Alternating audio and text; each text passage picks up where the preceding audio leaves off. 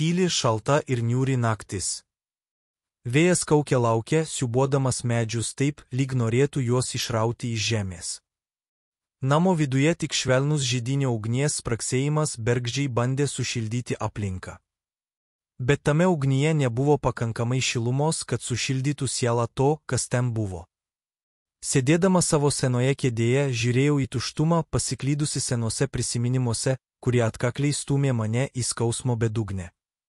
Šalia manęs mano anūkė, kurios akys spindėjo smalsumu ir galbūt šiek tiek baime, tyliai žiūrėjo į mane, laukdama žodžių, kuriuos žinojo, kad turiu pasakyti.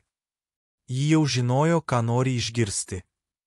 Norėjo atsakymų, patarimų, sprendimo toms kančioms, kurios graužė jos jauną ir nepatyrusį širdį.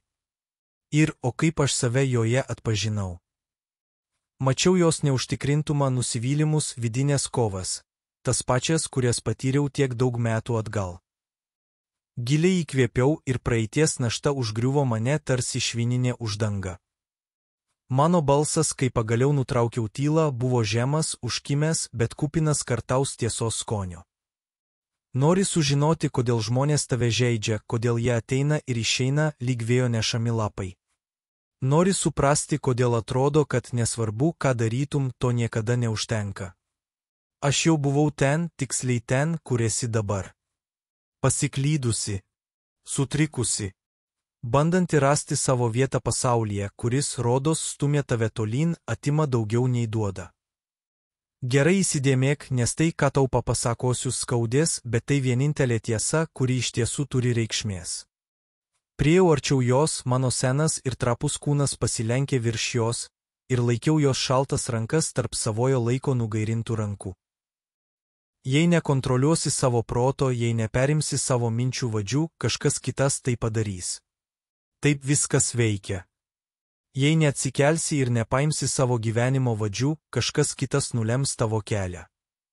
Ir tas kelias niekada nebus tas, kurio iš tikrųjų nori. Kartais dalykai, kurie sudaužo mums širdį, tęsiau užmerkusi akis ir prisimindama visas tas akimirkas, kai mano pačios širdis buvo sudraskyta, tik galiausiai pataiso mūsų regėjimą.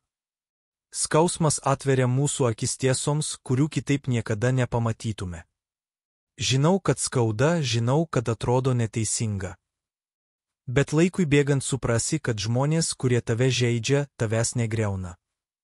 Iš tikrųjų jie tau parodo, ką reikia keisti, stumia tave ten, kur turi eiti.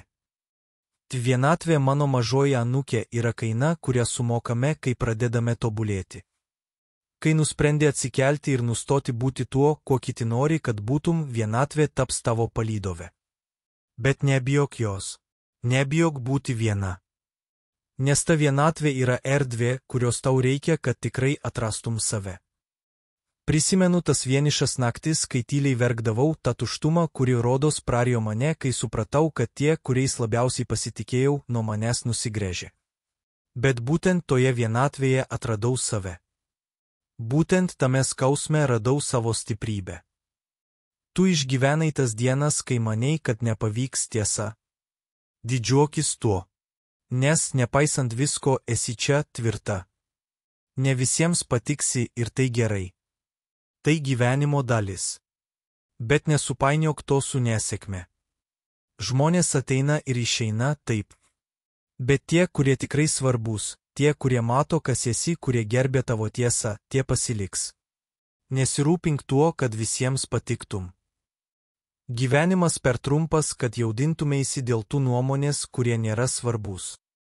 Nustok visiems pasakoti apie savo svajonės, savo skausmus, savo planus. Daugumai žmonių tai nerūpi, o kai kurie slapta nori, kad tau nepasisektų. Patikėk, aš tai išmokau pačių sunkiausių būdų.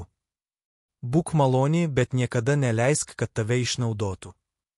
Turi būti pakankamai stipri, kad suprastum. Geriau būti nekenčiamai už tai, kas esi, nei mylimai už tai, kas nesi. Mano krūtinėje atsirado gumulas, kai tai sakiau. Prisimenu, kiek kartų bandžiau prisitaikyti, prisiderinti, tik kad būčiau priimta. Tik kad išvengčiau atstūmimo.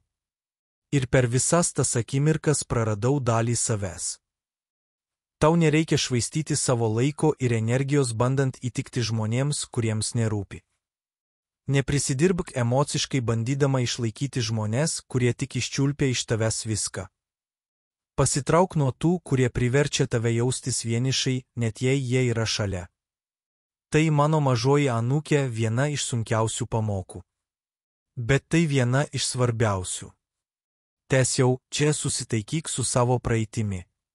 Nes jei to nepadarysi, ji sugriaus tavo dabartį. Ir tu negali pakeisti to, kas jau įvyko. Nelygink savo gyvenimo su kitų gyvenimais. Tu nežinai, ką jie patyrė, nežinai, kokią kainą jie sumokėjo. Tik tu viena pažįsti savo kelią. Suprask, kad niekas kitas nesutvarkys tavo gyvenimo už tave. Tai tavo atsakomybė. Jei neperimsi kontrolės, visą gyvenimą plauksies pasroviui, vedama kitų. Kartais laimėsi, o kartais mokysies. Bet jei niekas nepadės, turi padaryti tai viena. Ir tai nėra blogai. Nes tu gali tai padaryti. Daug daugiau, nei įsivaizduoji. Nori žinoti, kodėl dabar jautiesi tokia vieniša, kodėl jauti šią tuštumą? Vienatvė yra kaina, kurią sumokame, kai nusprendžiame tobulėti. Kai pradedi atsiriboti nuo triukšmo, klausyti, ką sako tavo pačios širdis, daug žmonių pasitrauks. Ir taip tai skauda. Bet tiesa ta, kad ne visi yra pasiruošę eiti šiuo keliu kartu su tavimi. Ne visi gali pakelti žmogaus, kuris pradeda suvokti savo tikrąją vertę, spindesį. Ji įdėmiai į mane žiūrėjo. Pasakysiu tau ką nors, ką išmokau pačiu sunkiausių būdų, tęsiau tvirtu balsu. Žmonėms dažnai tiesiog nerūpi. Jie tave išklausys, linktelės galva, galbūt net duos vieną ar kitą patarimą, bet iš tiesų, labai mažai kam tikrai rūpi, ką tu išgyveni. Ir blogiausia, kai kurie slapta nori, kad tau nepasisektų. Ne todėl, kad tu to nusipelniai, o todėl, kad tavo pakilimas priverčia juos susidurti su savo pačių vidutinybė. Ir tai yra tai, ką tau reikia suprasti kartą ir visiems laikams. Pastebėsi, jei dar to nepadarai, kad pasaulis gali būti žiaurus tiems, kurie išsiskiria. Žmonės mieliau matytų tave prisitaikančią tokią kaip visi kiti. Bet štai tiesa, geriau būti nekenčiamai už tai, kas iš tikrųjų esi, nei mylimai už tai, kuo apsimeti. Nešvaistyk laiko bandydama patikti tiems, kuriems iš tikrųjų nerūpi. Neik iš kelio stengdamasi sužavėti kitus, ypač tuos, kurie tavęs nevertina. Prisimeni, kai tau kalbėjau apie vienatvę? Štai tas kelias yra vienišas, bet ir pats tikriausias. Atsitrauk nuo tų, kurie priverčia tave jaustis vienišą, net kai esi apsupta žmonių. Kartais buvimas su kitais yra vienišesnis nei buvimas su savimi pačia. Nebijok būti viena. Vienatvė yra šventa erdvė, kurioje pagaliau gali išgirsti savo balsą. Ir patikėk manimi, jis turi tau daug ką pasakyti. Tylėjau akimirką stebėdama jos reakciją. Tai žinau, kad bijai ateities, bijai to, kas laukia. Bet štai tiesa, kurios niekas tau nepasako. Niekas kitas nesutvarkys tavo gyvenimo už tave. Tu pati turi tai padaryti. Kartais laimėsi, kitais kartais mokysies. Bet svarbiausia eiti pirmyn. Jei niekas tau nepadės, padaryk tai viena. Tu esi stipresnė nei įsivaizduoji ir tavo stiprybė tik augs su laiku. Pasitikėk tuo. Žinai, tylėjimas ir vienatvė suteikia aiškumo. Dažnai esame apsupti tiek daug triukšmo, tiek daug išorinių balsų, kurie mums sako, ką daryti, ko būti, kad galų gale pamirštame, kas iš tikrųjų esame.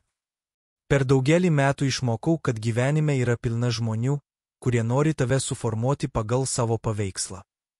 Jie nenori, kad būtum savimi. Jie nori, kad pritaptum, būtum patogi, kad laikytumėsi tų pačių taisyklių, kurių jie laikosi, dažnai net nesuprasdami kodėl. Mano akis nukrypo į ugnį, stebėjau liepsnų šokį, kol mano mintys grįžo į tuos metus, kai desperatiškai bandžiau patikti visiems aplink mane. Metus buvau viena iš tų žmonių. Norėjau būti priimta. Norėjau būti mylima. Ir maniau, kad jei pakankamai prisitaikysiu, jei būsiu pakankamai lanksti, žmonės pasiliks. Bet tiesa, mano brangioji, yra ta, kad net jei darysi viską, kad kitiems patiktum, jie vis tiek gali išeiti. Ir dažnai jie taip ir padarys. Pasiekiau tašką, kai visiškai save praradau. Buvau tiek daug skirtingų dalykų skirtingiems žmonėms, kad kai pagaliau pažvelgiau į savo vidų, nebežinojau, kas esu.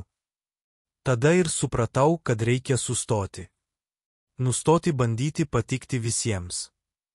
Nustoti laukti, kad kiti man pasakytų, kuo turėčiau būti.